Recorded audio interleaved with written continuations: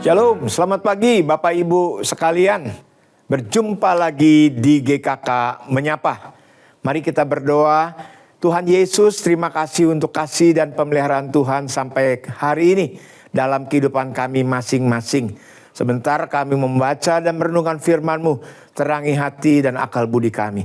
Dalam Kristus Yesus, firman Allah yang hidup, yang selalu menghidupkan rohani kami senantiasa, kami berdoa. Amin. Saudara, hari ini kita berbicara tentang hati yang diperbaharui. Yehezkiel 36 ayat yang ke-26. Demikianlah firman Tuhan, kamu akan kuberikan hati yang baru dan roh yang baru di dalam batinmu. Dan aku akan menjauhkan dari tubuhmu hati yang keras, dan yang kuberikan kepadamu hati yang taat. Amin. Pertama kali saya ucapkan selamat tahun baru Imlek bagi kita semuanya, khususnya bagi yang merayakannya. Saudara, di Glodok, di mal-mal, suasana menjadi meriah, menjadi dominan warna merah, dekorasi menyala, ada barongsai, lampion, dan barang-barang dijual secara murah. Semua mengucapkan selamat tahun baru. Tapi apanya yang baru? Bajunya, rezekinya, rambutnya, atau rumahnya yang baru? Tetapi hari ini firman Tuhan berbicara bagi kita. Kamu akan kuberikan hati yang baru dan roh yang baru di dalam batinmu. Konteks pada saat itu adalah bangsa Israel telah berkali-kali menyakiti hati Tuhan dengan memberontak dan tidak taat. Mereka mengabaikan perintahnya, mengejar jalan hidup mereka sendiri dan jauh daripada kehendak Tuhan. Mereka mengandalkan kekuatan manusia, mencari perlindungan dari bangsa-bangsa lain, dan meninggalkan penyembahan yang benar kepada Allah. Akibatnya apa, saudara? Mereka mengalami pembuangan yang panjang, kehilangan tanah air, dan terpisah dari segala yang pernah mereka kenal sebagai rumah. Namun Tuhan tidak menutup mata terhadap penderitaan Israel. Tuhan justru menyatakan kasih, janji pemulihannya yang luar biasa. Aku akan mencurahkan kepadamu air jernih yang akan mentahirkan kamu, ayat 25a. Agar mereka memiliki hati yang siap menerima arahannya.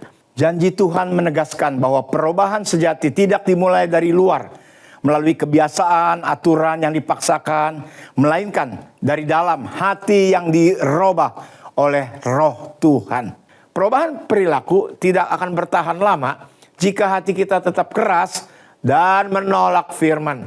Amsal 4 ayat 23 berkata, jagalah hatimu dengan segala kewaspadaan, karena dari situlah terpancar kehidupanmu. Saudara, melalui ayat ini Tuhan berinisiatif menggantikan hati yang keras dengan hati yang lembut, yang peka, yang baru, yang taat. Sehingga kita mampu menanggapi panggilannya dan hidup sesuai dengan kehendaknya.